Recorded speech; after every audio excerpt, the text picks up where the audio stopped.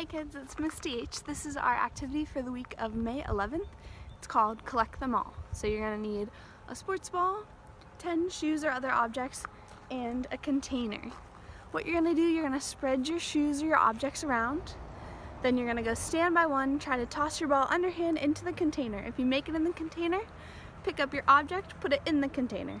If you miss, you're going to do 3 jumping jacks and then try again. Alright, let's have some fun.